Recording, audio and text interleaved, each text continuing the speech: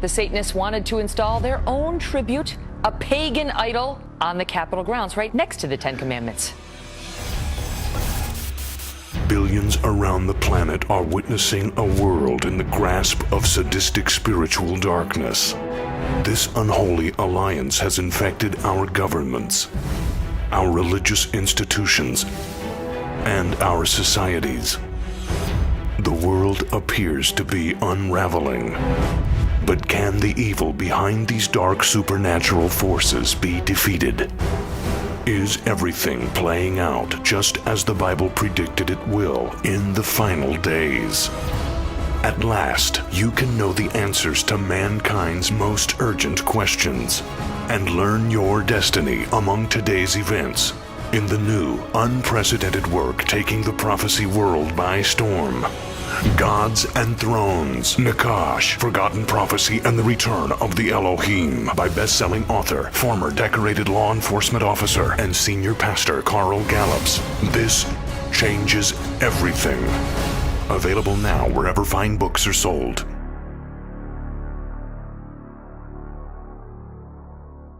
Through today, we didn't get here overnight. We got here by way of a process. And part of that process, I believe, integral to what we're seeing happen today is, of course, the consequence of having an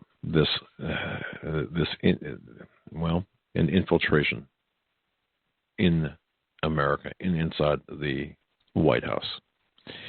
And to explain that, where the investigation exists with respect to the forgery, the 5 points of forgery, a document that's been proven to be a forgery. And the consequences we're seeing is Carl Gallups and Mike Zullo. And folks, you know Carl Gallups. By the way, his book, Gods and Thrones, Defender of Publishing. My goodness, if you don't have a copy of his book, Gods and Thrones, you've got to get it. What an incredible book. I've got it right here. Joe and I have read it. It's really one of the, I believe, one of the most important reads with respect to current events, and it just really maps out, provides a roadmap of things that we have seen and things yet to come. And that's Gods and Thrones by Carl Gallups.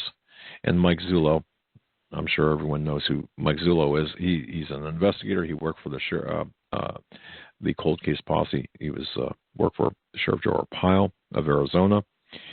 And folks, Mike Zullo has investigated the NSA surveillance of Donald Trump, and of course the people around Donald Trump, the authenticity, as I mentioned before, of Barack Obama's birth certificate, that document itself. And he was the commander, by the way, and chief investigator of the Cold Case Posse, under which this investigation was conducted. Now he's returning, of course, tonight to talk about this and where we are today. Both him and Carl Gallups, and it's such a pleasure to have them. Eric, I didn't see you. Are they on? Okay. So they'll be on with us momentarily. But I wanted to get their introductions out of the way, because what they've got to say is so important, I believe, and both Joe and I believe, to what we're seeing today. Because if you have an infiltration of government, isn't that kind of what we're seeing? Isn't that what we've seen with the head of the CIA to some extent with respect to John Brennan? Everything we're seeing today is, again, as I said, it didn't happen overnight, and I believe it's a consequence or a direct result of having someone in the White House, in the Oval Office, having access to our most the position of leadership, and setting the stage. Look at what Obama did with respect to the power structure of the Middle East between him and Hillary Clinton. Look at what happened.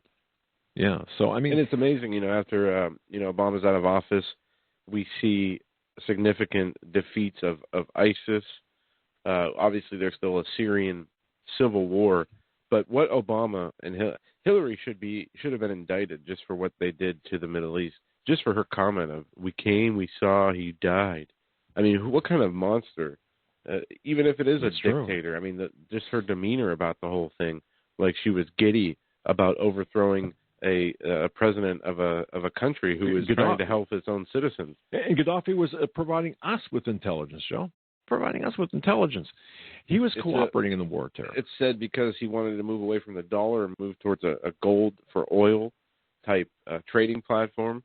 We know that he wasn't, a good or great man, but he did do a lot for his citizens. There was a couple of videos that showed some of the things he did, like give married couples a car and $50,000. I don't know. He was.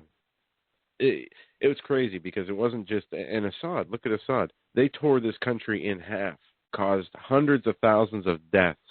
Couldn't even get Assad out of power, but they didn't care. They continued from Egypt to Libya, to Syria, which is still ongoing. The death and destruction that they have caused is unbelievable. And nobody's in trouble over it. Well, of course not. And that was, it's not just Obama. Of course, it transcends the right-left paradigm or right-left model. But bottom line here, you have to take a look at Obama with respect to his background. And I look at Obama as a Trojan horse. And we've had Dr. Jerome Corsi on, and of course we've had Mike Zullo and Carl Gallups on right after their the press conference where the 5 points of forgery were explained, disclosed. My goodness, the media missing in action. And this was an investigation that had a conclusion. Now, we do have with us right now, as I mentioned before, best-selling author, Carl Gallups, Gods and Thrones. Oh, my goodness, a follow-up is coming to that, too. But Gods and Thrones, a tremendous work, a tremendous book. And, of course, the link to that book is in the program description. And investigator Mike Zullo, we have them both. Let's bring them both on. And Carl, we're going to toss it to you, sir, for the requisite introductions. Okay, well, hey, thanks, Doug and Joe. It's such an honor to be with you again, and I'm so glad we were able to get Mike Zullo to give us some of his time. I'm thrilled about this show. This is a 6-hour show tonight, right? We can make it into one. I'm kidding. I'm kidding. And listen, thank you for your kind words about my book too. I appreciate that. I'm just thrilled with what the Lord is doing with that. But I'm looking forward to the show. We are too. And by the way, Gods and Thrones, a brilliant work, groundbreaking stuff. So folks, if you don't have it, Gods and Thrones is the title. Carl Gallups is the author, and it will change your worldview. I guarantee it. But Carl, set the stage, and Mike Zullo, welcome as well to the HAGMANN Report, and thanks for coming back and your gift of time. Thank you for having us this evening. I will set the stage, guys, and thank you. And let me just say this, and Mike Zullo knows that I mean this with all sincerity. I'm not trying to be falsely humble. I mean this. I will participate as much as you want, but it won't hurt my feelings if I participate very little. Most of the people want to hear, well, all of the people want to hear mainly from Mike Zullo because he has a wealth of information in this 5-year criminal investigation, forensically proven criminal investigation, in which he was working in an official capacity as Sheriff Arpaio's personal investigator, started off as the lead investigator of the cold case posse, and then from there it was moved right into Mike Zullo's lap and to use whatever resources he was able to use, and he did. And this investigation covered this period of 5 years. It took Mike Zullo all over the United States. It took him into some situations of interviewing witnesses. It took him into the situation of into Washington, D.C., into the National Archives. It took him into the situation of right into the Department of Health in Hawaii, speaking with high-ranking officials, taking their witness information. It took him right into to NSA agents, employees. If I say anything wrong, Mike can correct me here, but it took him there. It took him into a lengthy investigation with a CIA contract worker, whistleblower, informant. Dennis Montgomery. Dennis Montgomery, yeah, right? Yeah. And Mike will fill you in on all those details. So, and then it took him into lengthy participation with two different international document examination entities, both of them used to train law enforcement around the world, both of them certified to testify in the highest courts of their lands around the world, both of them highly documented and respected. And then, of course, the last press conference that Sheriff Arpaio and Mike Zullo conducted in December 2016, that was when Mike and I came on right after that press conference, did a 2-hour show and a recap for you on that. Where all of this was presented in video evidence, in video format. The evidence was presented. So in the meantime, here we are now, and the stage is being set like this. So people that are familiar with this, and I'm going to hush in a moment. Mike's going to get into all the details, and we've got a fascinating show, folks. We've got clips to play and all kinds of things. But the bottom line is, so after all of this stage has been set, people have been asking, well, how come nothing's being done? Why isn't Congress dealing with it? Why didn't the FBI deal with it? Why isn't the DOJ dealing with it? Well, think about it. Until this last 1 year, 8 years prior, who were we going to take this to over the last 5 years? To Obama's DOJ? To the White House? To the FBI with James Comey in charge of it? To the federal courts that were stacked for Obama? To the media that we now know is completely fake news and stacked towards Obama and the leftists and the communists and the subversives? Where were we going to take it? So in the meantime, the man that poked his finger in the chest of Barack Obama back in 2010, early 2011, daring him, if you will, to put a long-form birth certificate up on the White House website or somewhere to show, because there was nothing but a little short form that had all kind of problems with it, and the nation was already in an uproar about it. And so it was Donald Trump, the businessman, the billionaire businessman who was a friend of Joe Arpaio and other important people. He had access to information. He knew what was going on with this birth certificate. He poked his finger in his chest, and Obama finally put up what we now know as the long-form birth certificate, which, by the way, Mike Zullo will go into this in great detail, regardless, even if it is a copy, let's say, of a legitimate document, which it is not, but even if it was, it means nothing. It's a PDF of a photo of something. But now, of course, we have the forensic evidence that Mike will explain, proving that it was built from the ground up on a blank template. We even have one of the documents with which was used to build the template. But now the point I'm trying to make is, but now we're 1 year into the presidency. Donald Trump, the guy who is responsible that thing was placed up there. Of course, he's fighting his wars with the deep state, but he's, making court appointments. He's cleaning the house. He's draining the swamp. We're getting some better Congress people in there. He's outed the media for what they are. Some of them are kind of melting away like the Wicked Witch of the West. So things are happening. Things are shaping up. We've got the midterms coming. We've got the whole fake Mueller investigation, the Trump dossier. We've got the leaked FBI texts and documents.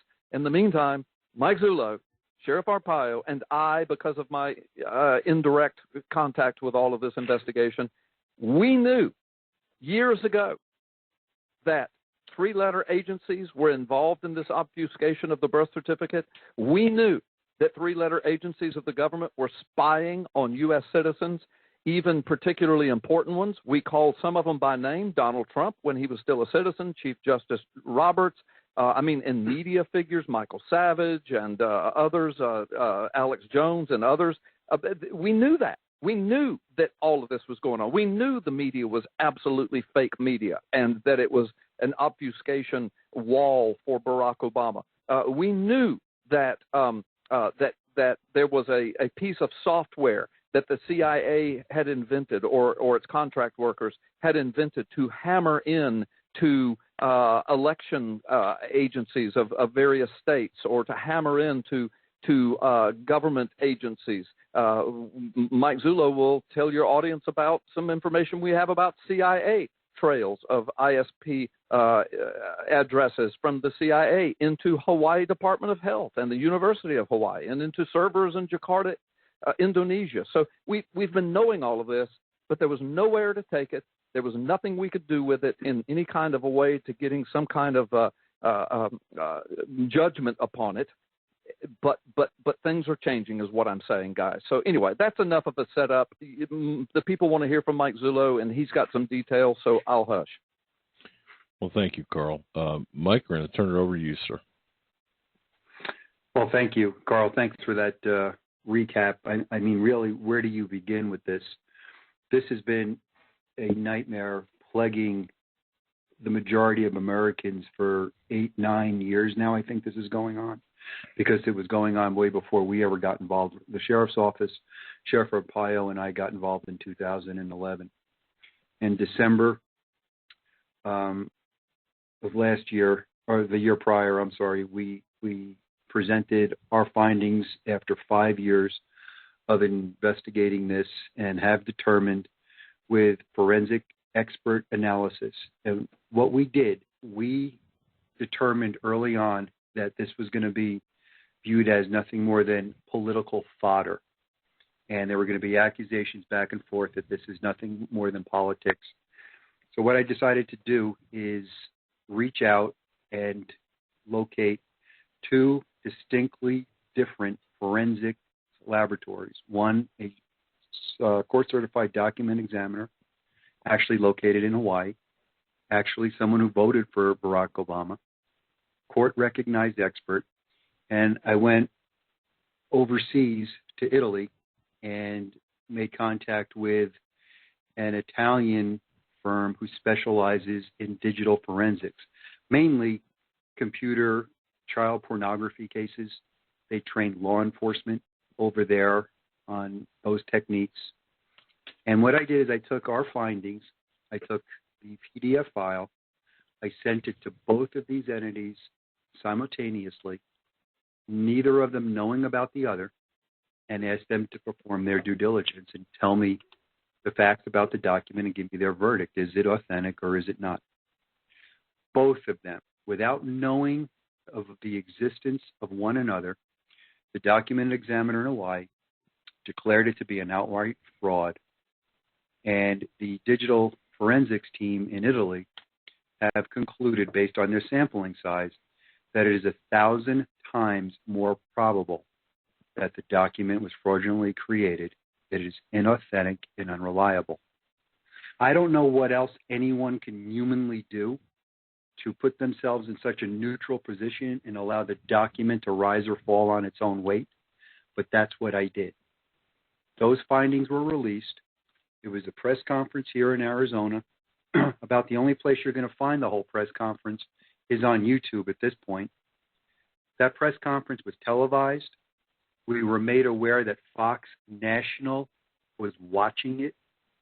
And when it was all said and done, if it was even mentioned on mainstream media or cable news networks, it was about Sheriff Arpaio losing his re-election bid after 20 years.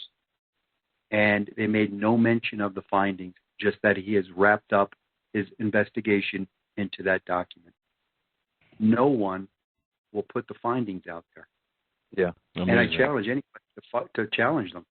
The findings what they are. Well, and I would just say the findings are so condemning, and they're damning, and I use that word not as a curse word in its proper context. The findings, I mean, it's amazing, guys. You've seen the evidence. I mean, if you can watch the videos, you can see how it's done, how almost a dozen elements were lifted from one document that we actually possess, this document, lifted in perfect mathematical juxtaposition to each other and placed perfectly on a blank template to produce the Obama birth certificate. One of the elements is so outrageously obvious. Really, all of them are once you see the video, but one of them is an X that placed in a box that checks yes or no. The X just outside of the box, the ink splattered onto the word above it, and you know, Doug and Joe, that ink splatters are like fingerprints. I mean, you know, no two are alike.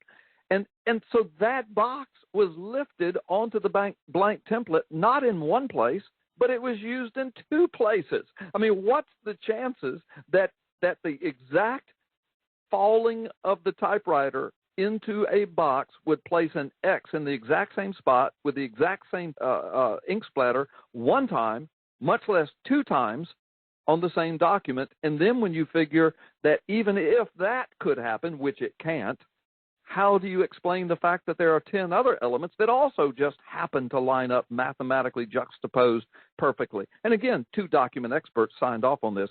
Bottom line, guys, and we've got some fresh and some new stuff to tell you in a little bit, but the bottom line is, guys, Mike Zullo and Sheriff Arpaio have always said, and me too, but I mean, they're the most important because they're the actual investigators, all we want is the truth. There's no political attachment to this. We just want to know, has our Constitution been violated? Has our nation been violated? White House been violated? Has the U.S. military been violated with a commander-in-chief that gained that office on a fake ID, regardless of where he was born? This was never about a birther investigation. It was about that birth certificate. And all Mike Zullo and Sheriff Arpaio have ever asked for is for Congress to investigate it, prove them wrong. They're willing to be proven wrong. Mike Zullo's willing to be proven wrong. Now, you have to do it forensically, and it has to be done in context. You can't just look at it and say, we don't believe this.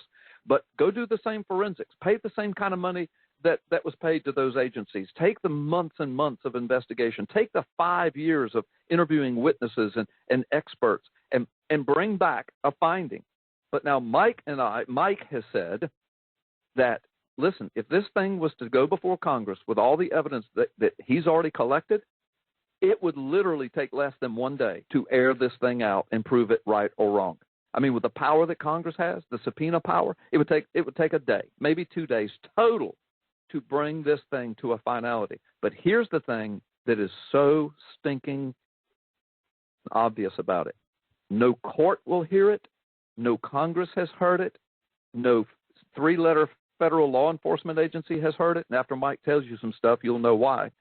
But no major media outlet has laid out the evidence. Oh, they'll trash it. They'll talk about it. They'll talk about how, well, Arpaio, you know, he's a birther. Mike Zullo, yeah, they had another press conference, and it's the same old stuff. That's a lie. Not only was it but not the same old stuff, but the stuff they presented before was enough to open a congressional investigation, and it was never done. But the last stuff that they offered was earth-shattering, and the information that goes deeper than what they presented is truly universe-shattering. And Mike is sitting on that, and Sheriff Arpaio is sitting on that. And there are others that have it for safekeeping in case something happens to Mike or Sheriff Arpaio. But no one will even listen to it, guys. It's surreal. And they don't say that we're not going to listen to it because we think it's fake. They just put their fingers in their ears and their hands over their eyes and say, no, we don't want to look at it. I mean, guys, this is ages against the United States of America, and I'm convinced it is the foundation to what we're watching in the headline news every day right now about Trump, the obfuscation of all of that, the dossier, the fake charges, the fake investigation. We can talk more about that later, but that's the deal. All Mike Zullo wants, and all Sheriff Arpaio wants, and all the American people, the millions of us that know about this, all we want is for some congressional committee to have the guts to say, you know what? This could be huge. We need to look at it. Exactly. And I know that you're going to get into this later, but people might ask, well, gee whiz, you know, Obama's out of office. Why are you so, you know, what difference does it make today? Well, you know, we know the answer to that question. Of course, this is the golden thread that really is directing events today. But no, and of course, you referenced the 2 document examiners, Forlab and Reed Hayes, and of course, the press conference that you held on December 15th, 2016, and graciously came on our program a couple of days or a day after that. So 9 points of forgery verified through your investigation, and yet Congress is AWOL with respect to to taking this home. So here we are. Fantastic summary to this point as to where we're at. Mike? Well, I think what's paramount in this type of investigation is a lot of it was done in the public eye over the internet. People had started to do this before Sheriff Arpaio got involved in it. People were out there challenging the certificate, and a lot of this information was digested, outside of the purview of law enforcement. And that actually poses a problem for law enforcement, because opinions were already made, information was being provided back and forth amongst these people, point, counterpoint was going on, obfuscation was going on, outright lying about facts were happening. Well, what the public has to understand is, yes, we presented just the findings in that press conference. Public has to understand is there are more than just the physical findings that matter. Yes. What matters, and Doug and Joe, you guys know this. Carl, you know this. You were a law enforcement officer. Yeah, I know where you're going. Circumstantial fact, circumstantial evidence, timelines, statements made to the public, statements made from officials, all of that information is creditable from an aspect of it leads you to the same conclusion that you now get with the hard forensic evidence. So when you have someone who professes to want to solve this mystery, i.e. the former Governor Abercrombie of Hawaii, who publicly makes a statement that he's going to solve this and get to the bottom of it, and instructs his personnel to go on an ex-governor of a state, calls down to his Department of Health in Hawaii, and he cannot locate this birth certificate that's supposed to be in a bound volume along with 500 other certificates, and he can't find it, that's a problem. And subsequently, through our investigation, we had ascertained two separate occasions, two separate individuals, information. Both of these individuals, at the time in question, were employees of Kapolani Medical Center to one degree or another. Neither of them know each other. However, both relayed the same story to us. The governor asked for Kapolani hospital administrators. The name of the second hospital was Queens, and I believe there was a third whose name still escapes me. But he asked that they search their records for any information regarding the birth event of Barack Obama in their hospitals. After an exhaustive search, these administrators got together and had a report to the governor that no hospital has any record of that birth occurring in Hawaii at that time. Now, this is information we know about. So now you take this and you go back in time. See, work in this case was like working a cold case. You have to go back in time. And sometimes time is your friend in a cold case. Everybody thinks because it's cold and time has gone by that chances of solving something are nil. Time is your friend. And as time wore on, people were more willing to come forward, or they were discussing things that previously they had kept to themselves. And in getting this information, and you go back now in time, and you look at the statements that the governor made, that he could not find it. One of the governor's closest friends, by the name of Mike Evans, went on national radio. There was Radio 33 broadcasts, I believe, on one given day, here in Arizona as well. He made these statements where he claimed that the governor himself told him that there was no birth certificate for Barack Obama in the state of Hawaii. 24 hours later, he goes back out on radio and walks it all that we sent you earlier, Doug, that you could hear this individual who was a Hollywood reporter, nobody who was a stranger to radio. And when you hear the variation that he tells the first time as compared to the variation that he says the second time, you have to start to ask yourself, which one do you believe? Right. And you know what? Go ahead, Mike. I'm sorry. I thought you were going to say, now you take these statements and you put them together with what the then governor was reporting to the media that he couldn't find it. And now we have that information from hospital administrators telling us it doesn't exist. The fact that the long-form birth certificate was not in the bound volume that it was supposed to be in. The fact that other officials, the director of health, couldn't find it. The state registrar has never publicly said he could find it. When we went to Hawaii under the colors of law enforcement and asked to talk to Alvin Onaka, the state registrar for the Department of Health in Hawaii, he locked himself in his office and refused to come out. He would not talk to us. And we identified ourselves. We're not just the public. We're here because we need to talk to you. And our purpose for going to Hawaii wasn't to find or dig up dirt on Barack Obama or this certificate. Our purpose was laser focused. We were going there to the two entities that could clear this all up, the Department of Health of Hawaii and Kapolani Medical Center. Neither entity would cooperate with us. No. Yeah. That's amazing. And they were told. They were told that they were there to clear it up. Sheriff Arpaio went on national media and said, I am trying to clear this president of all of this talk about a fake birth certificate. I want to be the sheriff to clear him.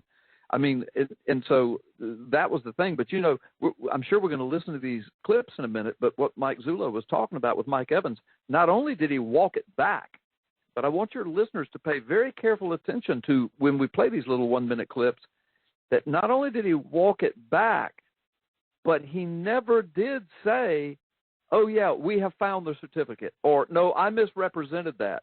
He did have the certificate. They did find. No, what he walked back was, well, I didn't really say that he didn't know, and I didn't mean that. And I said that he told me, but really I read it on Drudge Report. And, I mean, it's just unbelievable. So even though he attempted to walk it back, very sad to listen to. I mean, I feel sorry for the guy. Somebody got to him. I mean, it's so obvious. In fact, you can hear the guy's voice shaking. You can hear him umming and ahhing and the whole time he's trying to answer the questions because he knows he's caught. He is caught, and somebody has gotten to him and basically said, "You're going to walk this back, or else." I don't know what or else, but I mean, it's obvious. So this stuff gets dark and deep.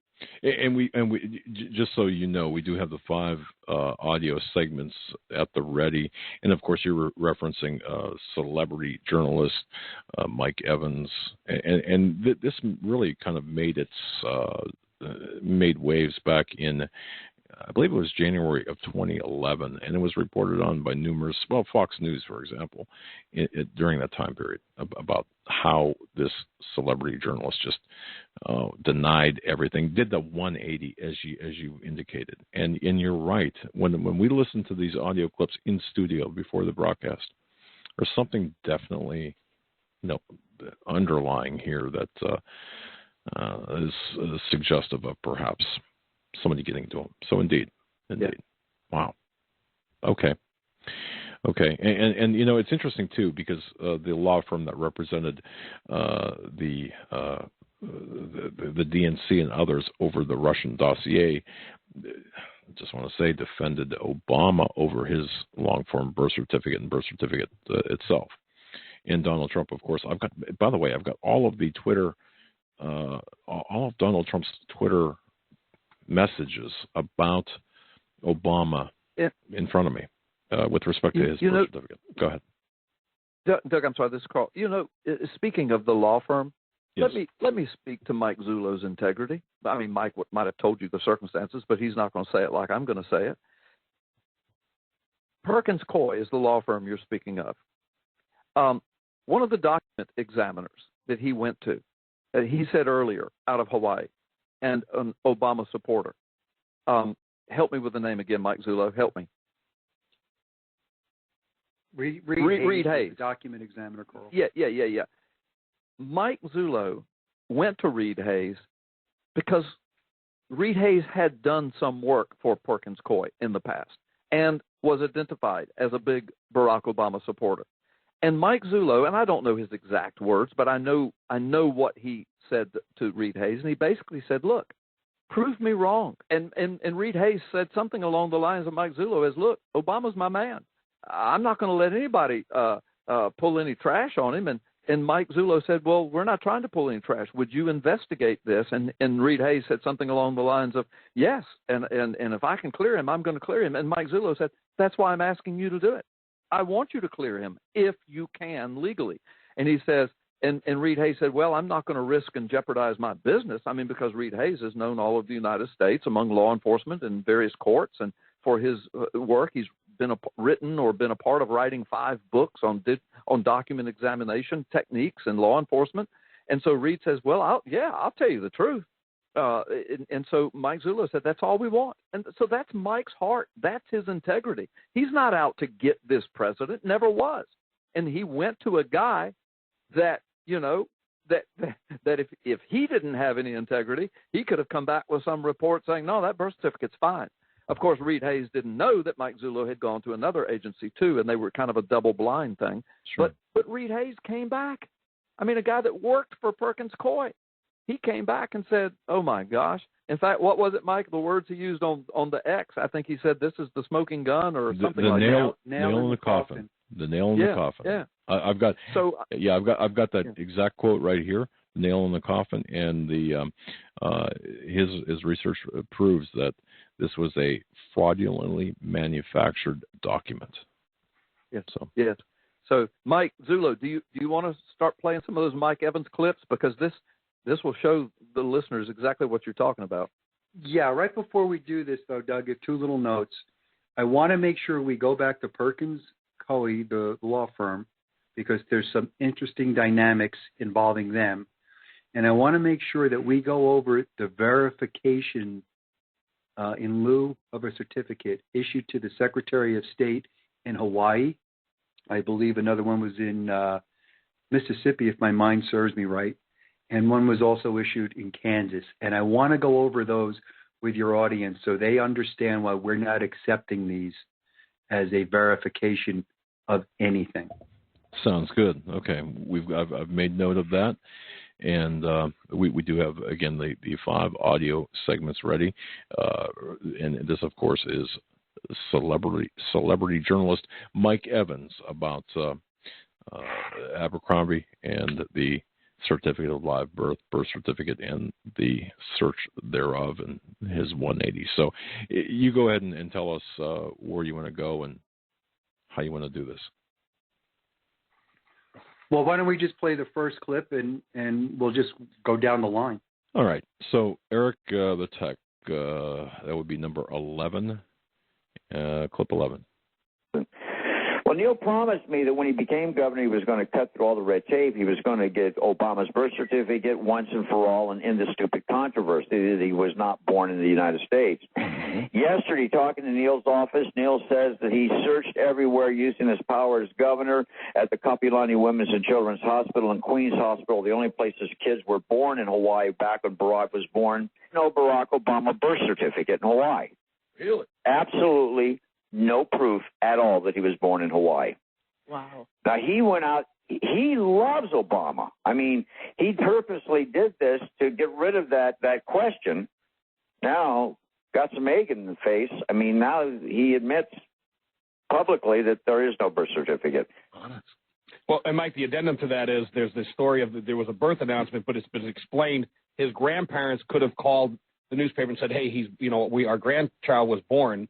And he didn't have to be born in Hawaii for that. So it's raising the issue again. Absolutely. After it seemed to be put to bed. And I asked him, I go, well,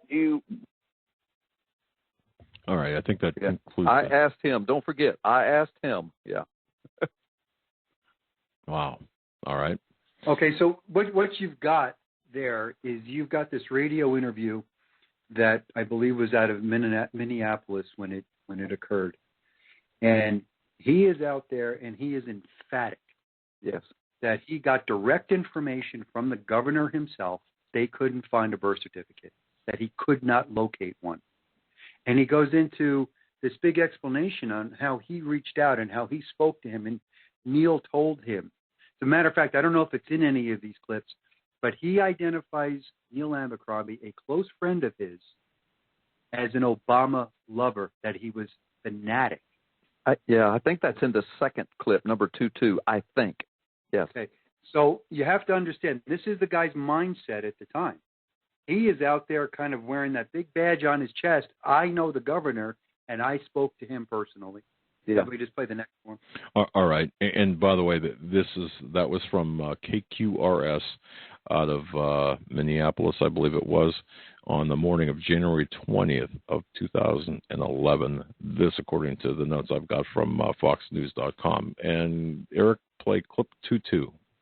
Well, and what's interesting about it is this guy attacked people who questioned that he was born in Hawaii just a few weeks ago. Neil did. Yes.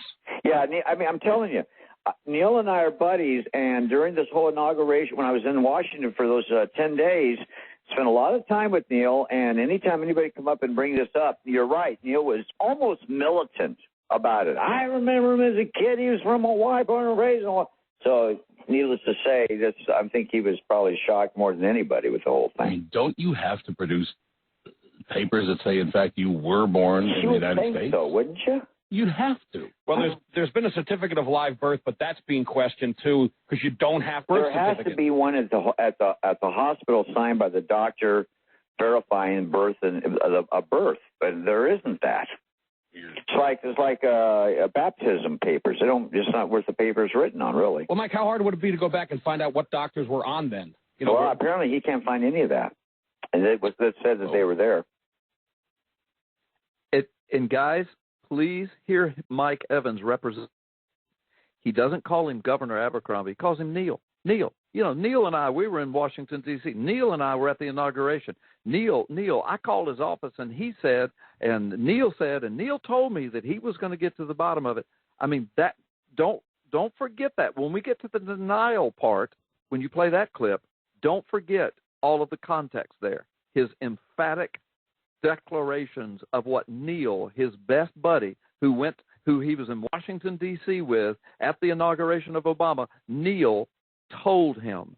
Then listen to this denial, listen to his voice, and your audience can make up their own minds. All right. Now, I listened to the KQRS morning show, and I listened to you and those hosts, and you shared a controversy, or this controversy rather, in a conversation that you had with the governor. Is that an accurate statement? No, it isn't. If you listen to it, I just listened to it again. I said I talked to Neil's office. I didn't say that I talked to Neil. And I said, but the one thing that did come out is that there was no birth certificate at Kapiolani Women's and Children's Hospital or at the Queens Medical Center. And I said that's where it would come from. And I was actually calling to see what Neil had to say about that. But I was never able to get hold of the governor. Michael, who was your source? Who told you that? I read it last week, and it was on the Drudge Report. I mean, but no one did. Anyone in the who was it in the governor's office that said there is no birth certificate? I read it, and I believe it was the New York Daily News that said that their report there was no birth certificate at the Queens Medical Center or the Kapiolani Women's and Children's Hospital. All right. Notice he didn't answer the question. Well, who'd you talk to at the governor's office? Very, very. He completely evades any connection to him and Abercrombie at that point. At that point, Abercrombie is out of the picture. Now he wants you to believe, well, he didn't talk to him directly, and like Carl pointed out, he talked to somebody in the governor's office, and he still maintains that's where he got information from. It was from the governor's office.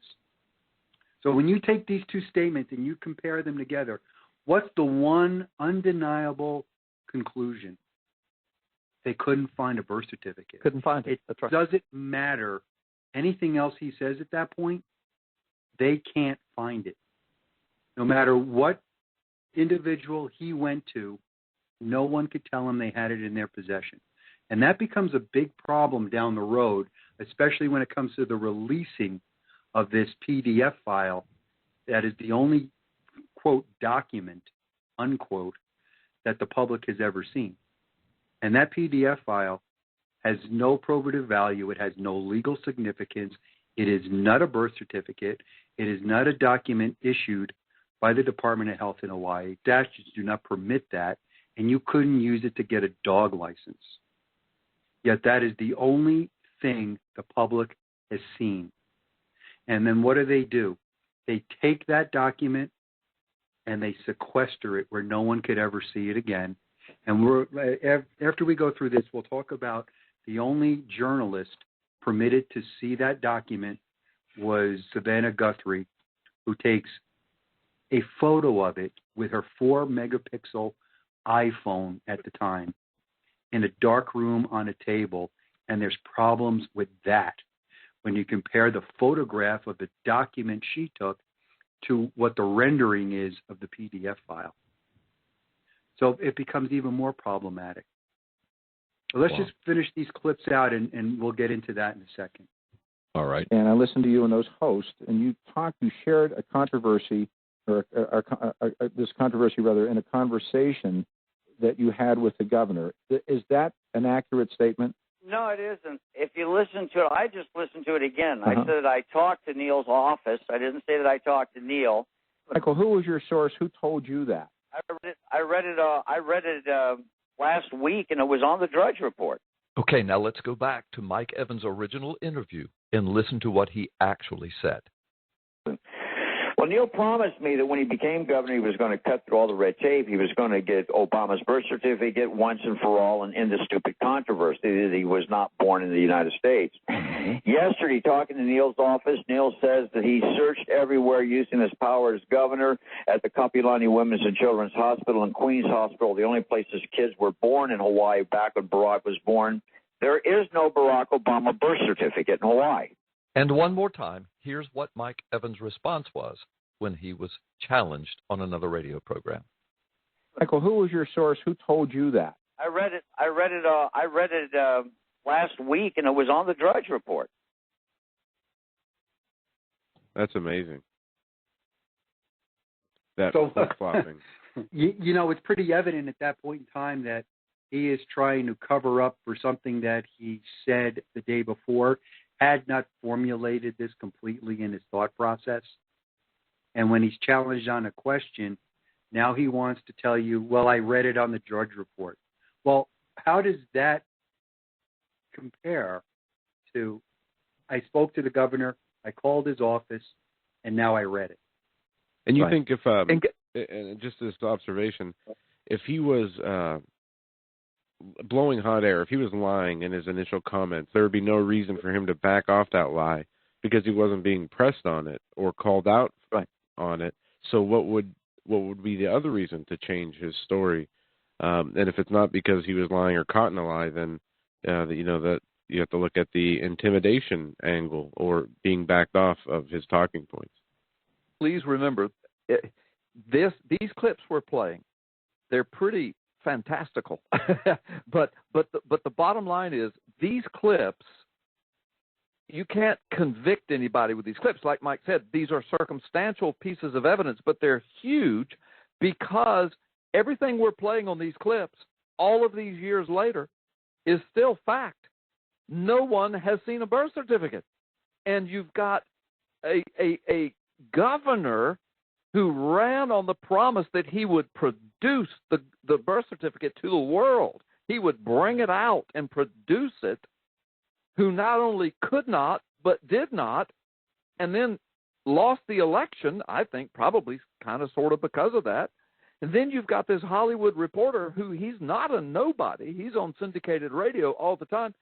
He's claiming that he's big buddies with Neil. We were in Washington with Neil. We were at the inauguration with Neil. And Neil told me this, and Neil assured me this. And I called the office, and Neil said. And so you got that guy saying that the governor said there is no birth certificate. And to this day, and Mike can tell you the details, Kapilani and Queens Neither one of them will come anywhere near close to saying, oh, yeah, he was born here. Where's the monument to Obama's birth, America's first black president? No monument. There's not even a plaque on the wall anywhere in any state DOH, Department of Health, in any hospital. America's first black president, a Nobel Prize winning president, Peace Prize winning president, and nobody will claim his birth all of these years later. See, that's why we're playing these clips. These clips, you can't walk it into a court and say, okay, here's the evidence, therefore Barack Obama has no birth certificate. No, that's not the purpose of these clips. The purpose of the clips is to show that important people knew there was no birth certificate. They were talking about it, accidentally or otherwise, and all of these years later, still is no birth certificate. Wait do I mean, and there's just so much more of this kind of circumstantial evidence that leads the investigation to other places of forensically proven hard evidence that you do take to court. But all of this is important. Indeed, it is. I just want to give you guys a heads up here. We've got 4 minutes to the hard break at the top of the hour, and one more clip if you want to dispense with the final clip, or if you want to wait on that. It's up to you. Well, let me address something that was said. I think it was Joe who raised the question. Why would he deviate from this? I think you have to look at it like this. That was a pretty declarative statement that Evans made. He is saying that I had direct contact with the governor who told me there is no birth certificate. Now, Abercrombie never came out and said there is no birth certificate. Right. He said we can't find it. Right. And the problem for them was having the governor relay to someone close to him that it doesn't exist was problematic. And Abercrombie is no stranger to fictitious documents. There was a fundraising letter circulated by Capilani Medical Center right after Barack Obama became president, purportedly, and this is even suspect itself. He sends a letter on White House stationery congratulating Capilani for their anniversary and their fundraising event, and he calls it the place of his birth, the Capilani Medical Center, purportedly in this document. That document is then circulated in flyers while Capilani is fundraising. It was through WND that they began to question the validity of the document because their reporters noticed anomalies in the document that suggested that this was a cut and paste type of effort. And after going around weeks and months with Capilani to try to get to the truth, ultimately under threat of a federal investigation into fundraising fraud, did Capilani come clean and say that that was not the original document that they had put in their flyer, that it was something that they, in fact, pieced together.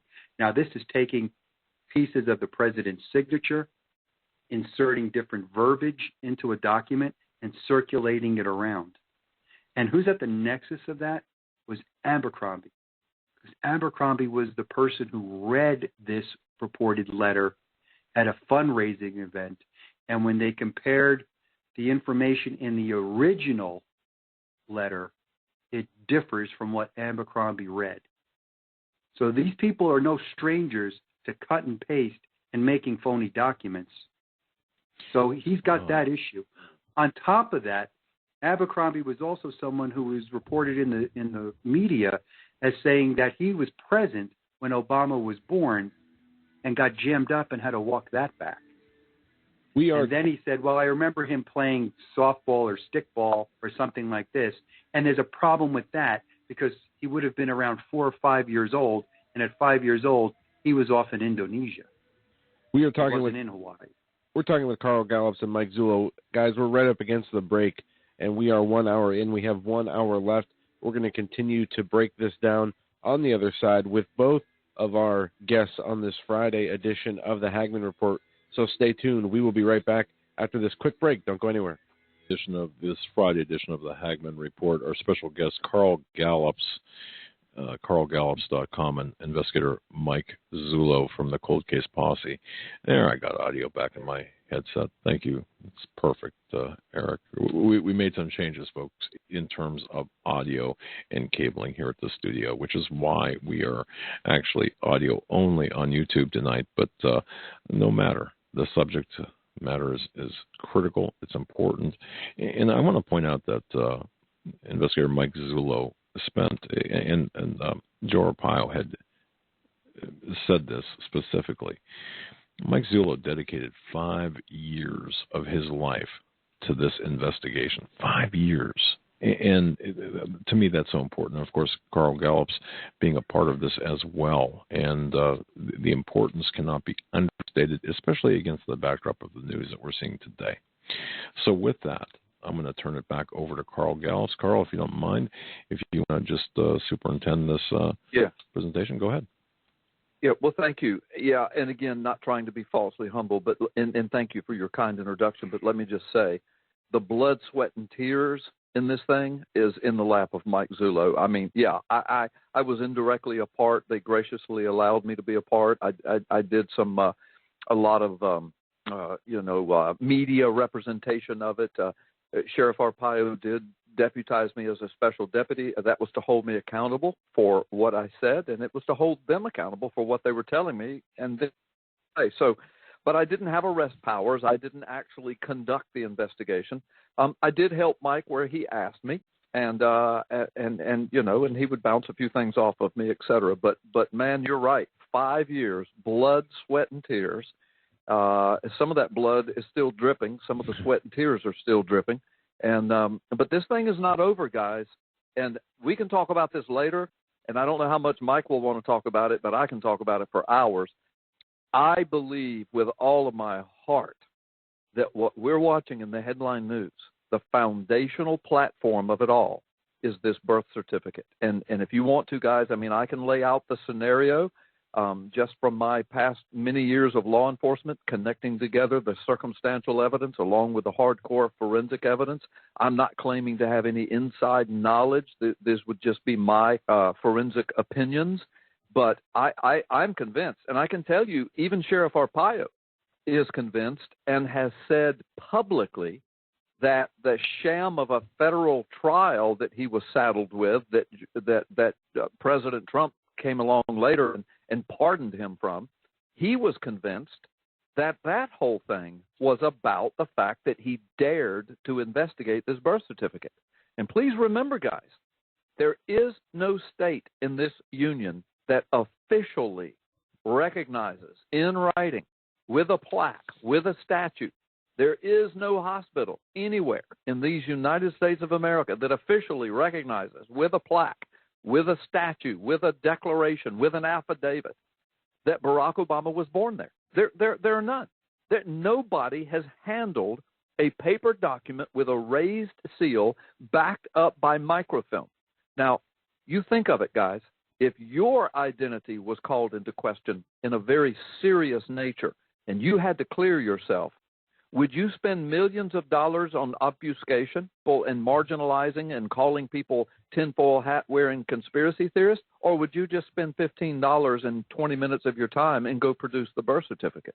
I mean, here we are all of these years later, and nobody has handled it, including a Hawaii governor who tried to handle it. So that's where we are. Stated. Yeah, it's very telling. Yep, exactly. All right. Mike, hey, go ahead. All right. Why don't we dispense with the last clip, because I think people get the idea and we're running out of time here. Okay. Let me just fast forward a little bit from Mike Evans, and eventually Abercrombie comes out publicly and says that they discovered a document in the archives in Hawaii that would represent Obama's birth, and he described it as half-typed. Now, if you look at that PDF file, that's not half-typed and half-written. That is a document that comes out of a hospital. Those birth certificates are typed out at the hospital. Then they are picked up by courier, taken to the Department of Health in Hawaii, where they are inspected for accuracy, given a serial number, and then dates of acceptance are stamped on the lower left and lower right-hand corners of those documents. Well, I haven't shared this before. Carl knows about it.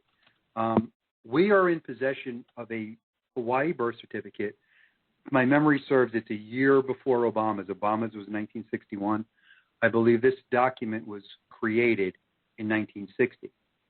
It is a half-typed, half-written birth certificate. However, when it was issued, and now you have to understand Hawaii law.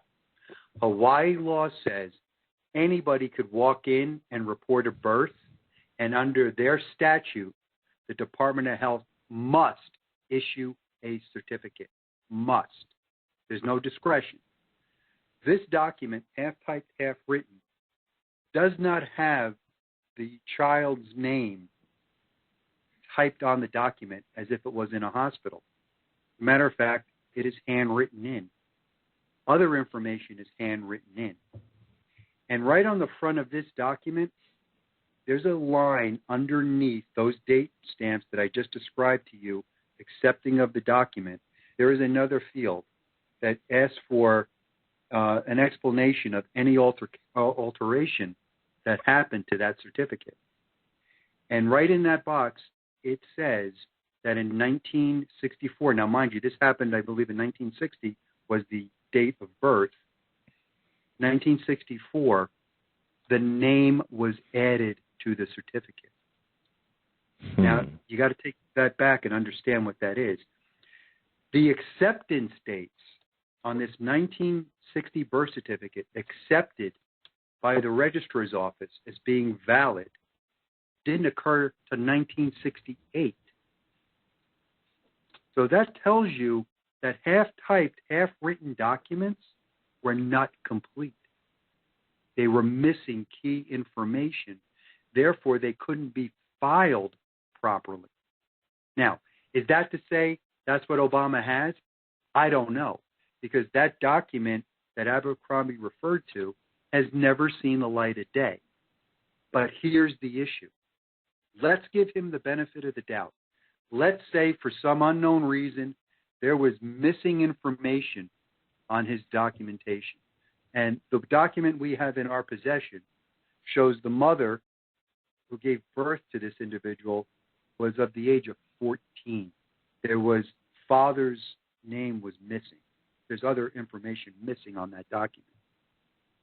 Let's say that some event like that took place. He still doesn't have a long form in that bound volume. Nobody can find it.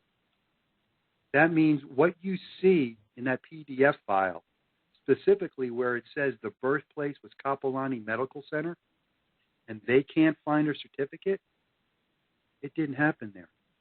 There's no way for Kapolani to be on that certificate because those are typed out at the time of birth by the hospital. Only way you could have anything resembling that document would have been under their law permits for amending a birth certificate with information at any time after the event by simply nothing more than an affidavit and information that the Department of Health deems creditable.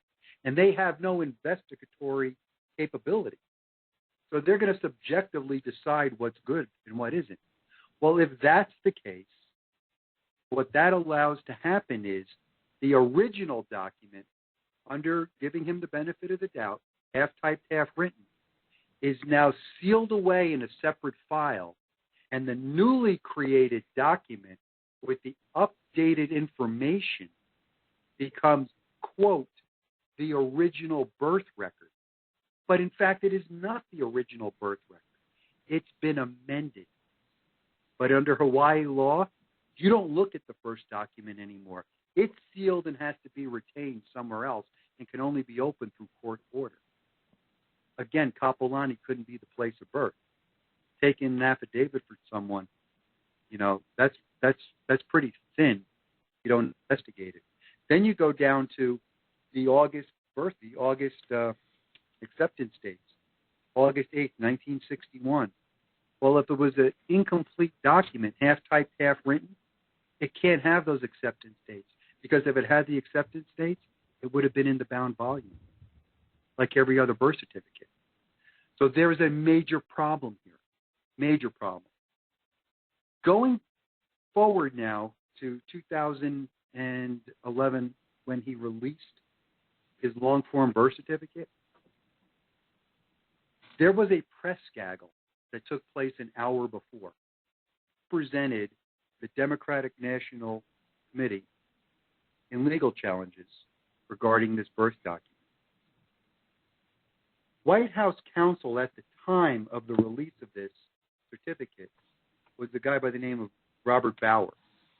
Robert Bauer was an attorney for Perkins Coie before he went over to become White House counsel.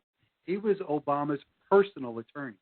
We have documentation of him writing letters regarding eligibility issues representing the Democratic Party, counsel of record. He now moves over, becomes White House counsel. Robert Bauer and Dan Pfeiffer hold a press conference, a press gaggle, before the issuance of the PDF file and the subsequent comments made by Obama. And this thing is amazing. They go through this big rendition that they had to do this big legal analysis to determine if they could even get him a certificate. Well, under Hawaii state law, he has every right to his certificate. He's the person on it. He has every right to get a copy. There should be no big deal here. But he makes it sound like they had to jump all through these hoops. Well, I don't believe that for a minute. I think that was actually a Freudian slip because they had to massage statutes to see if they could create a new birth certificate.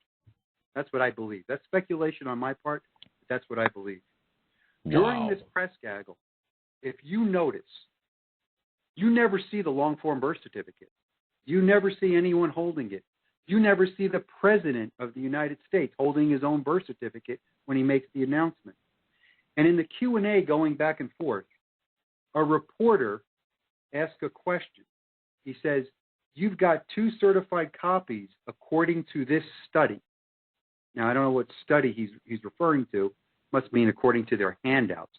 Every news agency in that press gaggle received photocopies of something that looks like the birth certificate that you see in the PDF file, absent of the green safety paper background, which is suspect to me. I don't know how they did that, unless they put it through Photoshop. But he says, you have these physical, and it stops. Stops right there. Mr. Pfeiffer answers, "Yes, I showed you one, just one." And the reporter says, "You showed us a photocopy of one." Pfeiffer responds, "I showed you," stops, question from the reporter, "Does that have a stamp?" Pfeiffer replies, "It has a seal on it." Now, there are no photographs of that document. There are no photographs, with the exception of Savannah Guthrie taking a photograph at a later point in time with her cell phone. Now, think about this. This is Savannah Guthrie. There is the AP is in there. There are photographers all over the place. Doug, I'm going to tell you, there were more flash cubes going off when we did the first press conference, and I picked up the blow-up of the Obama certificate in my hand. There was an array of flashes going on around me. You don't see anything like that at that press gag. Then the reporters begin to ask him if the president is going to hold the document when he makes his announcement. And the answer to that question, no, he's not, and it's not going to be in here for him to do so. Why not? Why don't you want the President of the United States to hold up his own birth certificate so he takes no possession of it? And the reason for that, you know as well as I do, it's plausible deniability.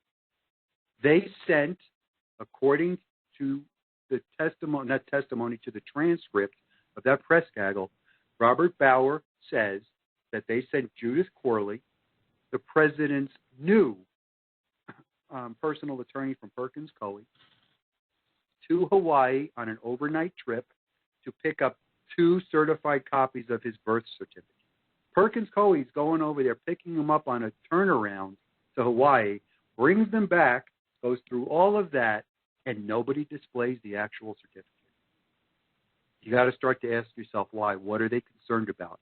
Why isn't the President of the United States allowed to hold his own birth certificate? Perkins Coie, Robert Bauer, when Robert Bauer left, he went back to Perkins and now heads up all their political motivated agendas for that law firm, including the situation with Fusion GPS, through Fusion GPS. And there it is. Yep. And if I can just add this, I don't mean to interrupt, but Corley, Judith Corley was working as an attorney in the office of the White House counsel, responsible for representing Obama in personal matters as well. And Robert Bauer, of course, married to Anita Dunn. I just wanted to what an incestuous. Go ahead. I didn't mean to interrupt there, sir. No, that's a great point. I actually forgot to mention all that, so I'm glad you did. It gives a new meaning to the president's term S-hole. I mean, how bad does this get? I mean, there's just nothing but this den of vipers out there that will do anything and say anything in order to conceal the truth about this document.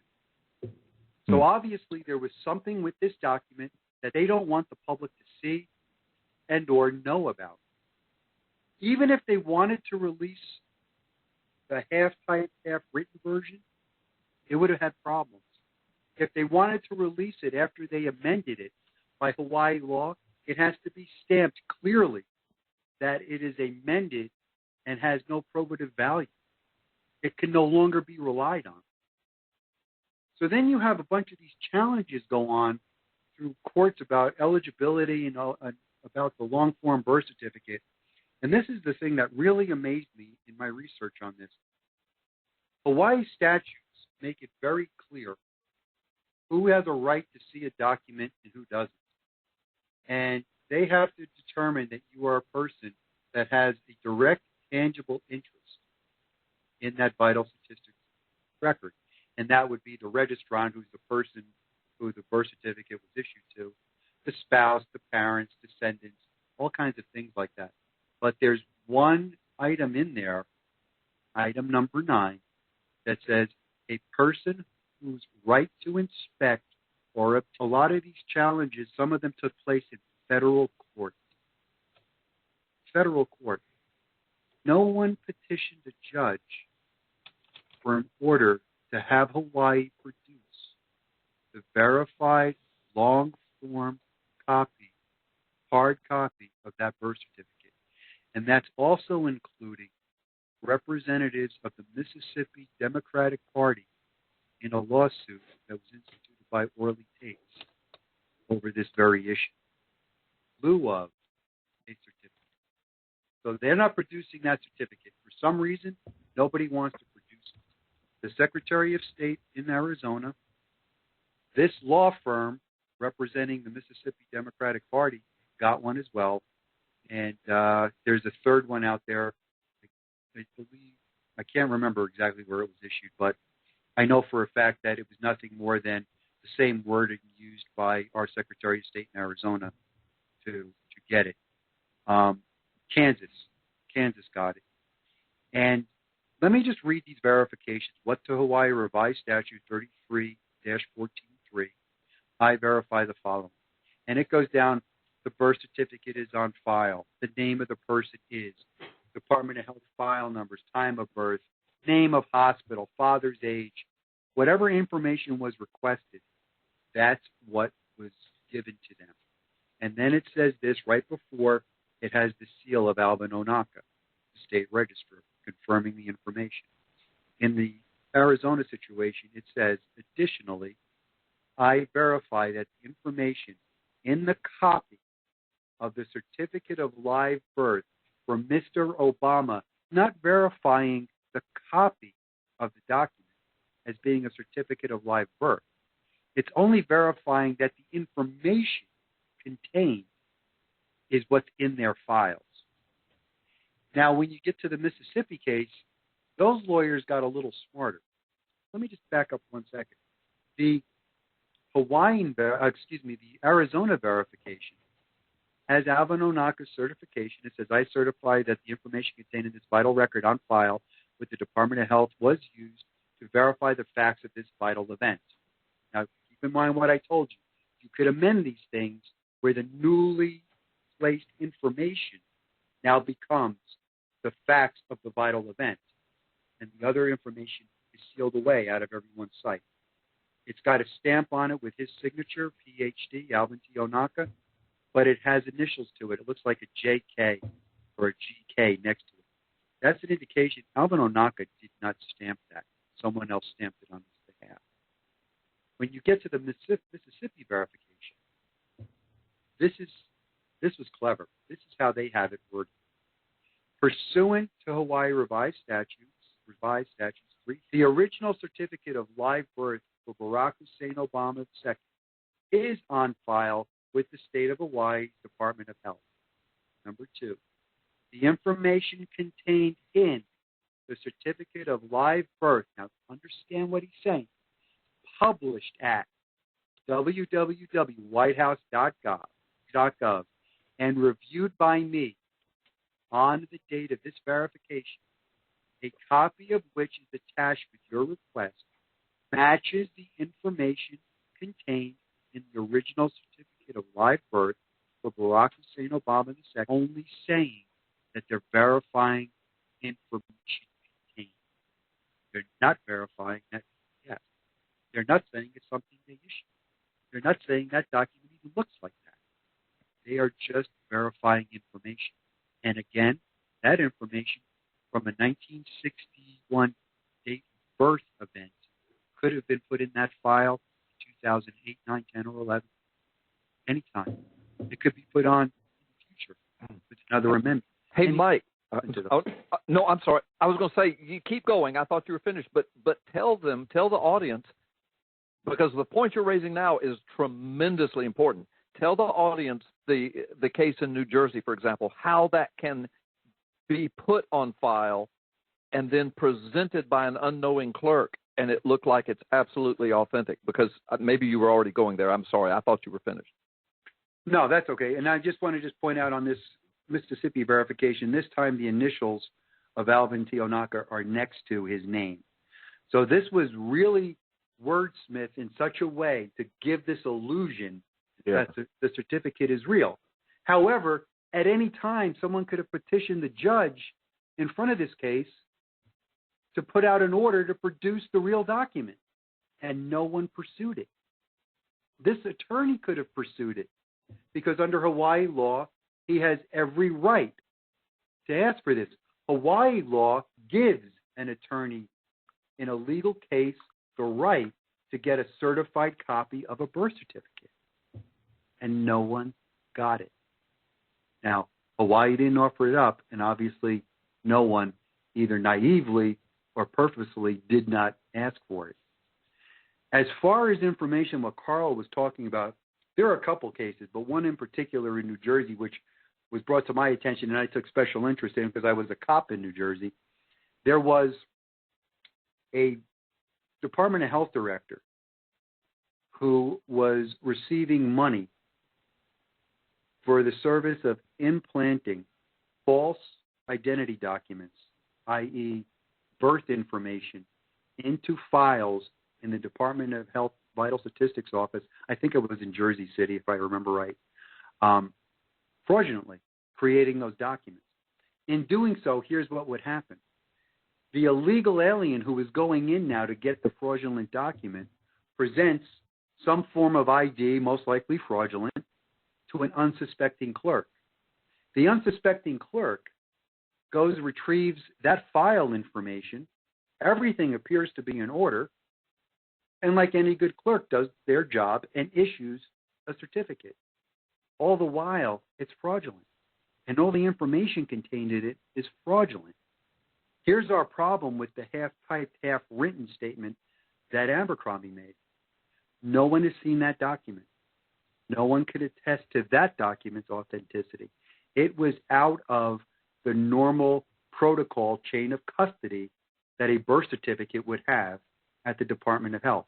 So much so that Hawaii law even allows their microfilm records to be viewed by anyone doing genealogical research, provided the documentation they're seeking is 75 years or older at the time.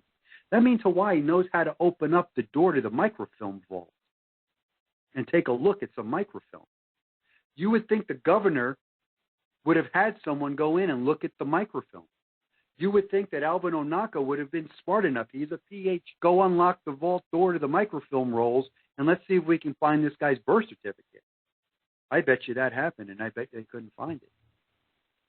But the big problem you have here is no one knows if the information in the half-typed, half-written document was actually created in 1960 or conveniently created in 2010 or 11 and put in a file box somewhere for someone to find, or no one ever found it. This is just a story. So this thing is plagued. It's plagued with problems. And the reason why you can't just put something like this to bed is, like Carl said in the very beginning, my personal belief, foundational lie to the presidency of the United States. And if you look at where the shape this country is in before this last election, we are at each other's throats. People are hating each other. The economy was in the garbage. Open borders was going to be the main event. The destruction of the United States of America was well on its way. And I believe that putting this individual in that position, he acted as nothing more than a gatekeeper for a big, liberal, communistic agenda, proving that that was a fraudulent presidency. In addition to that, during the course of this investigation, we came in contact with a CIA operative.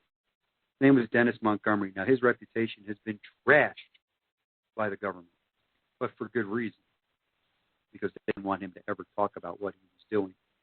Montgomery is the guy who developed the computer hacking software that you're reading about now that we knew about 4 years ago from him, that hacks into, he developed a computer system called the Hammer, which was built in Fort Washington, Virginia. He documented its record, that breaches computer systems around the globe and could penetrate any computer firewall, get in, take over as the administrator, and he can do whatever he wants in there, download, upload, change anything. During our time with him, he alerted me to the fact that there were IP address trails, and yeah, I'm working from memory here, so bear with me. I believe going back to 2007 or 8, right up until about 3 months before the document, the PDF file, was ever released. These IP address trails show their places of origin from Washington and or Virginia area that breached the vital statistics servers held at the Department of Health in Hawaii at Hawaii University. Breached them on numerous occasions. Information was taken from those computers and then forwarded to a server in Jakarta, Indonesia, and then subsequently routed back to Washington. The server in Indonesia was identified by Mr. Montgomery as being operated by the CIA, and other information does prove that it was a government-used server. As far as the three-letter agency involved, that I cannot determine, obviously. But it's no coincidence. There's really no reason for the U.S. government to be worried about Hawaii's birth records and sending it to a government server in Indonesia and then back again, and utilizing the very equipment that Montgomery constructed. This also led me to track down, because of the investigation, the subsequent investigation that was opened on identity theft brought to us by Montgomery, where 4 years ago he was alleging, and now it's proving out to be true, that the federal government was illegally obtaining personal information on millions and millions of Americans, including 151,000 residents of Maricopa County, which was proved out. That information, along with other things that you're seeing here, and unfolding before your eyes now. The same players that are involved with Fusion GPS in the Obama administration are the same players that were involved with the government at the time of this birth certificate. And that, again, led me to track down people that were NSA employees that constructed, developed, utilized the hacking software. Now, there's two different things. There's one thing to penetrate a firewall. There's another thing to hack in and retrieve the information. And they developed this software program called ThinThread that was able to go in and retrieve ungodly amounts of computer digital information through fiber optic junction boxes located way beneath the ocean, computer systems, and mass collecting data. Now, what these three individuals did, though, is they put an encryption protection on that information.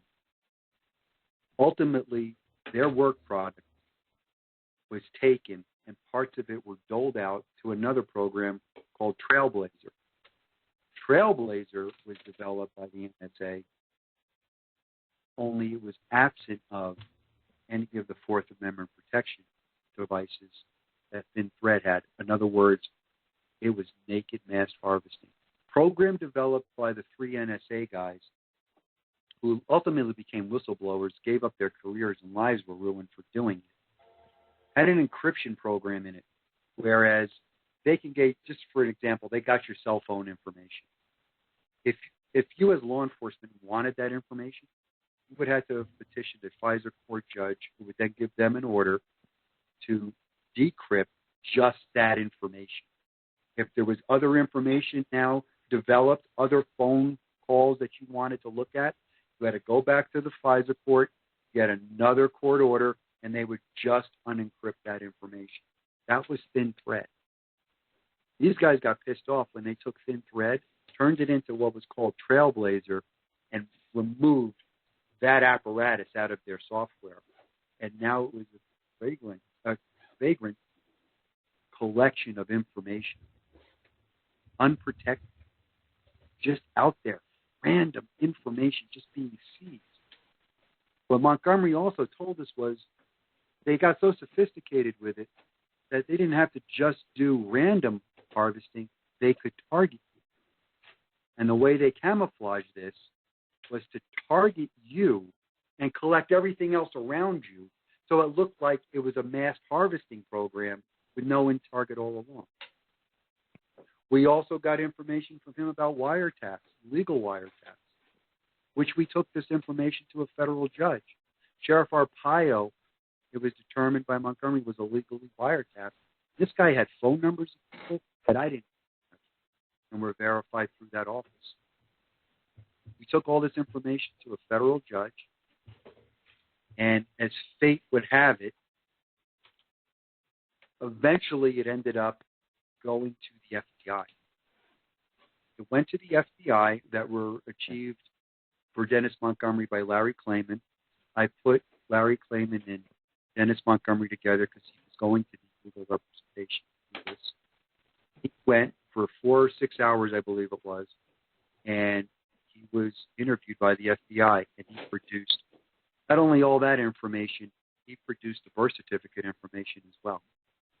Now, he produced it to an individual by the name of James Baker, who should sound familiar to you, because he's in the hot seat now with the FBI as being their legal representative, and he's got some issues, who he reported directly to.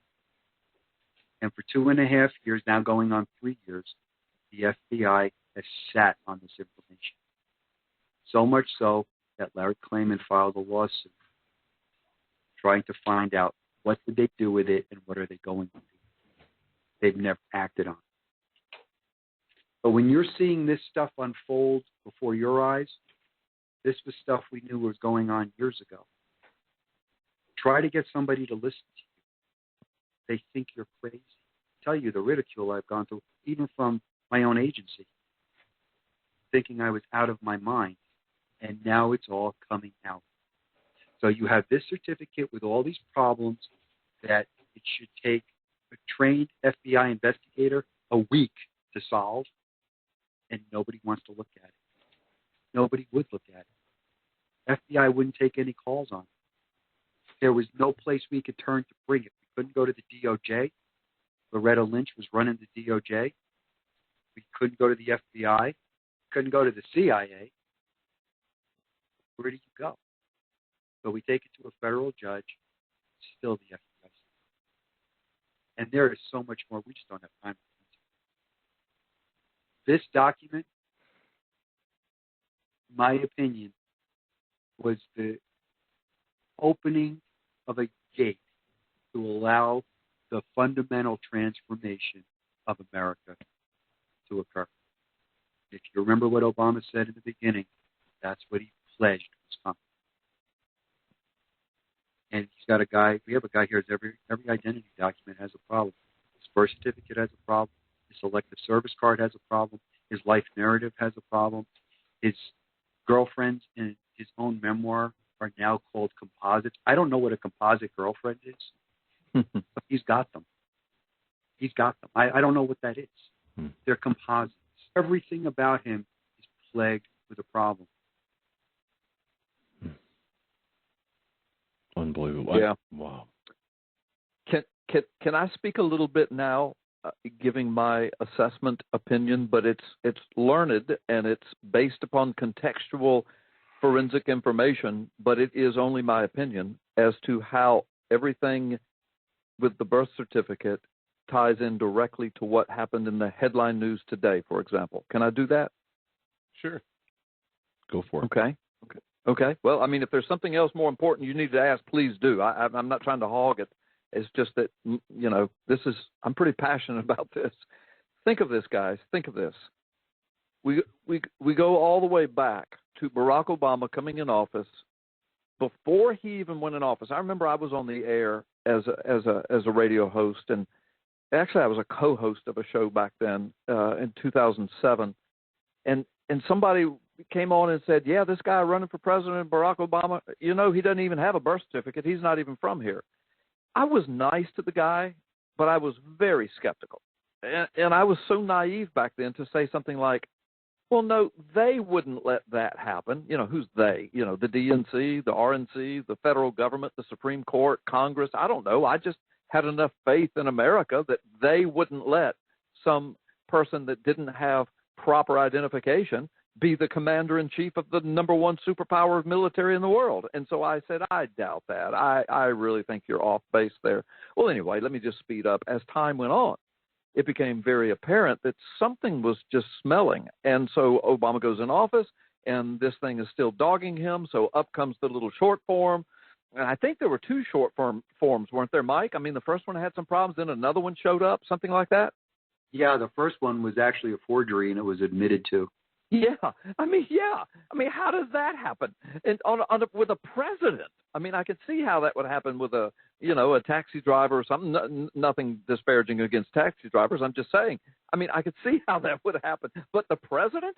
Carl, if I could make one other point on that. Yeah, go ahead, please. That fraudulent short form registration number. How does a forger get that? Yeah, I know. This is such a convoluted mess. But anyway, follow me, guys. So we're watching this unfold, and then that debate goes on for the longest, for almost 2 years, and along comes this guy named Donald Trump. He's not even announcing that he's running for president back then. He might have hinted around to people, but there's been no formal announcement. But he's got some inside scoop. He's a billionaire. He's got his own investigators. You know, he knows people like Sheriff Arpaio. He lives in Arizona.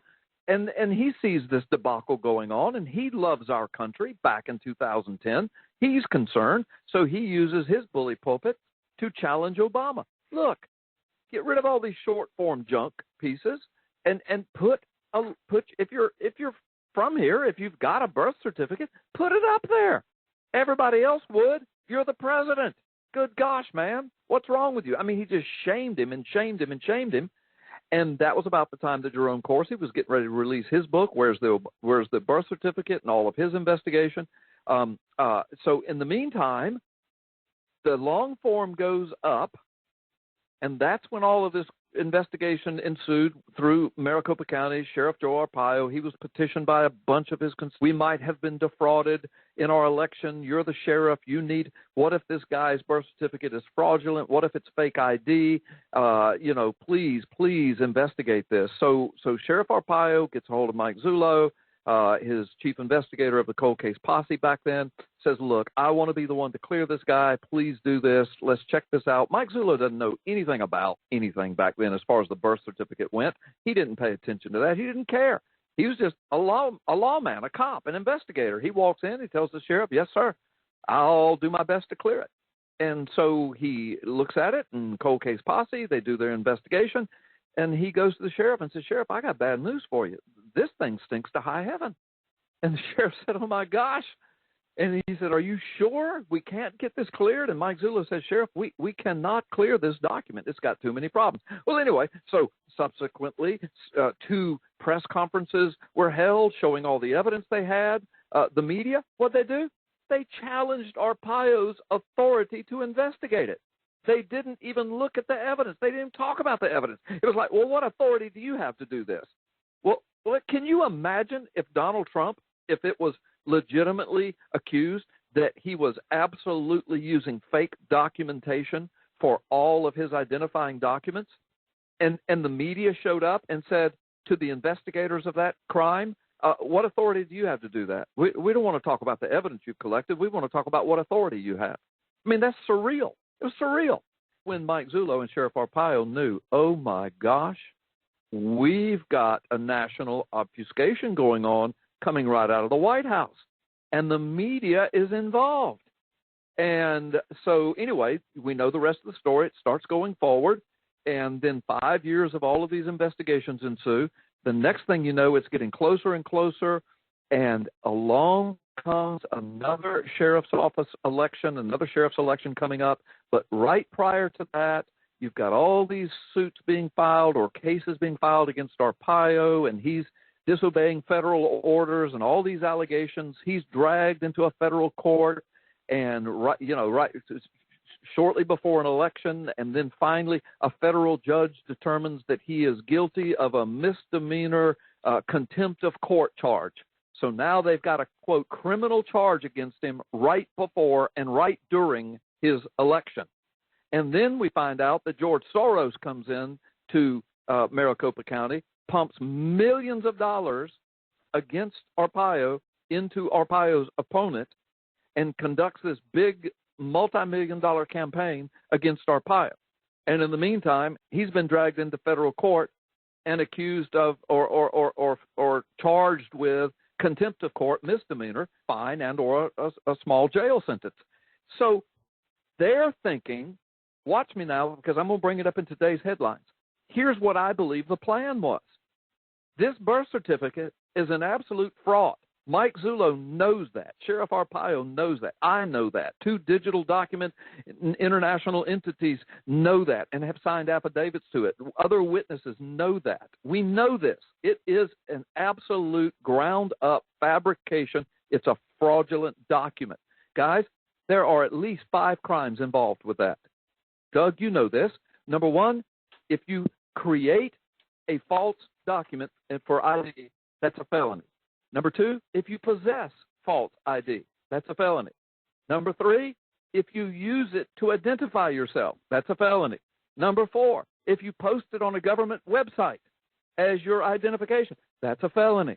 Number 5, if you use that ID to command the U.S. military, that's high treason, maybe. So the point is, crime after crime after crime are potentially associated with this document, and the deep state knows it. So Congress won't touch it. The media won't even address the facts. They won't even address the forensic analysis.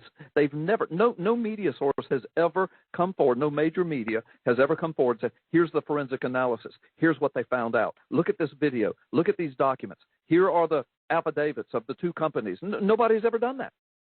And then, of course, you've got the FBI sitting on this information. We're all scratching our heads. Why are they sitting on it? Now we find out that James Comey's a part of the deep state and was all along. He was in the tank for Hillary. Well, why is that important?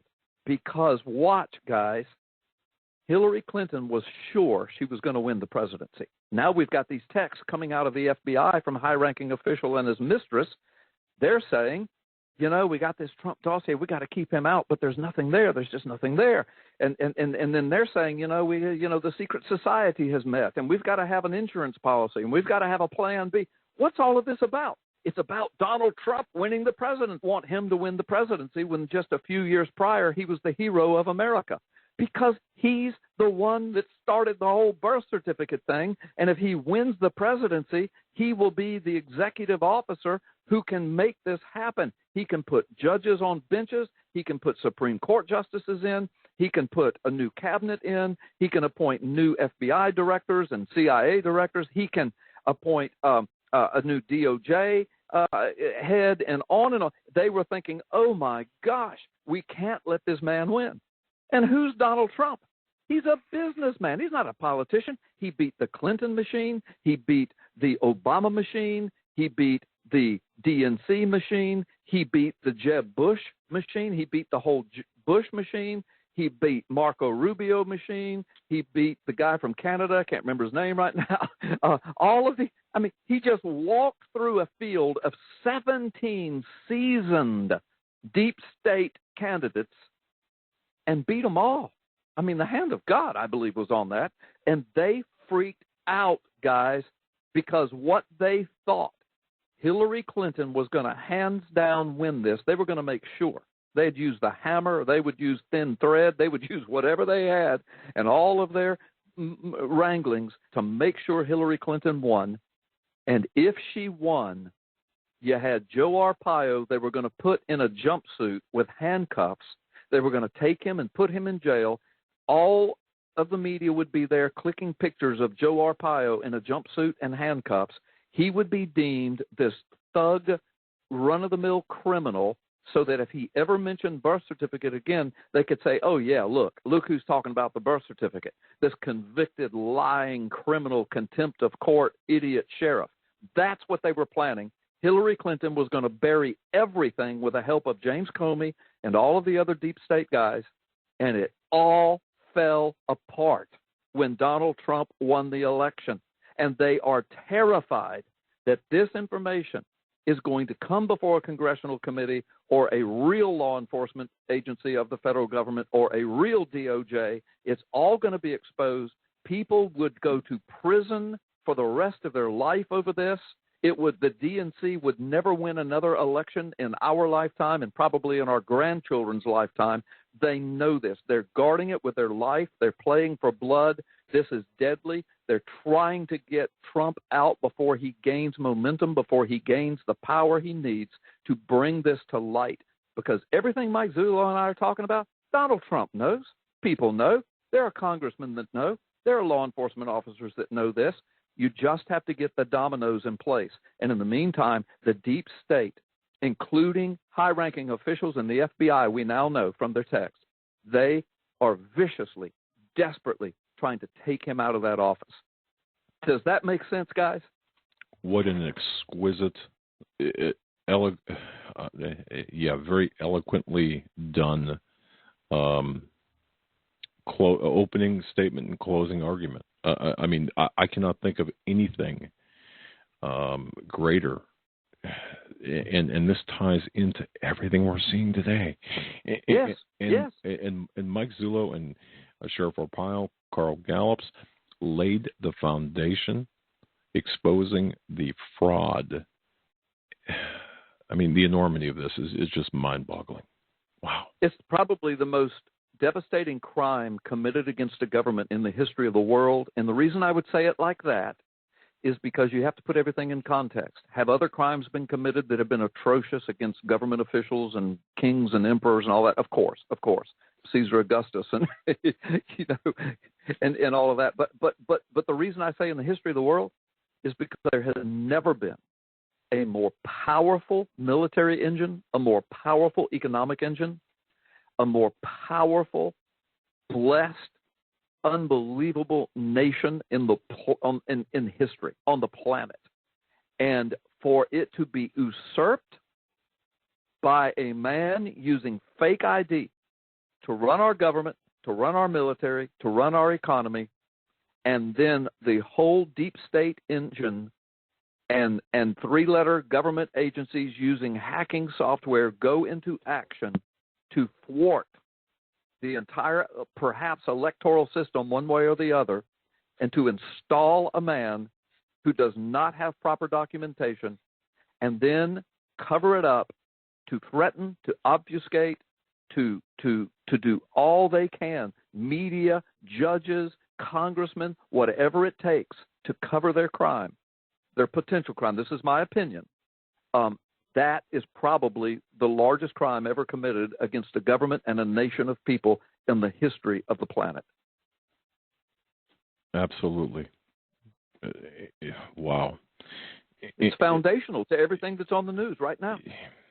It is. Precisely.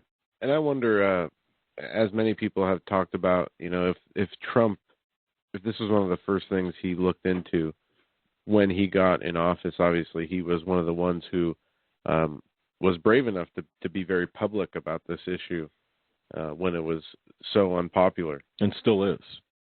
And he was talking about it during his campaign until the media put pressure on him. And I think Bannon or somebody talked him into saying, look, just say that you believe he was born in the United States and say that's all you're going to say about it. And this will go away so we can win this election. And listen, Mike Zullo and I called each other that night. I told Mike, I said, I agree with what Trump just did. I know it hurts my heart to hear him say it, but he's got to win the office if we're going to get anything done. And if he keeps talking about the birth certificate, they're going to crucify him. And Mike Zullo agreed. So we watched it work, and it worked perfectly. And he's in office. And that's why the deep state is going into action now. They got to get him out of there, guys. Exactly. Carl, let me interject something. Here. Yeah. As far as Breitbart and Bannon are concerned, obviously there was the death of Mr. Breitbart right as we were doing our first press conference. Yes. But I have a personal relationship with someone who was a high-level reporter for Breitbart and was very, very good friends with the deceased. And he told me that Bannon knew all about the birth certificate, and Breitbart were under Bannon. They made a decision not to deal with it, because they didn't want to be tattooed and labeled as birthers. And they have shied away from it ever since. As a matter of fact, Bannon hates this issue, hates it. And I won't tell you how I know that, but trust me, I know it. Yeah. He hates this issue, doesn't want it brought up. Now, that's a decision from a news outlet that really could have done something with this. Yeah. And elected not to do it. Yeah. Because they were fearing of their own reputation, rather than looking into this like everybody is looking into Donald Trump right now 24/7, that if the guy fell off the curb, it would be a major breaking story that he fell off because he was drunk or on drugs. I mean, that's the kind of stuff that they're doing to him today. What would have happened if they scrutinized Obama like they're scrutinizing Trump right now? He would have never withstood the scrutiny itself. And of course, just as kind of an end note to this, a November 2017 article in the Business Insider, businessinsider.com, speaks to Donald Trump's continued, even though it's not overt, but subtle implication or inferences about the validity of the document. And it's interesting because I thought of you, Mr. Zullo, in a tweet from Donald Trump, and this is contemporaneous to your investigation, August 6, 2012. An extremely credible source has called my office and told me that certificate is a fraud. That was tweeted out at 3:23 p.m., August 6, 2012. And I thought, could it be? What a wonderful presentation. And you've brought us to the absolute end of the program. Wow, this is for the record books. Man. It's a shame. It's a shame that we're sitting here talking about this. It's a sin that we're talking about this. This should never be in the United States of America. Indeed. And And I pray that we will see this resolved. Your hard work, both of your hard work, brought back out into the open and exposed. This fraud exposed for what it is. Gentlemen, thank you so very much for appearing on the HAGMANN Report. Thank you. Wow. Thank you, Doug and Joe. Thank you, guys. God bless you both. God bless you. Thank you. It was an awesome show. Wow. Folks, that'll do it for us. Spread the word about this particular episode. We owe such a debt of gratitude to Mike Zullo, to Carl Gallups, to Sheriff Arpaio, to every citizen journalist, everyone who has fought for the truth to come out. This is a wow. Thank you, gentlemen. Thank you, ladies and gentlemen. Until next week, may God bless.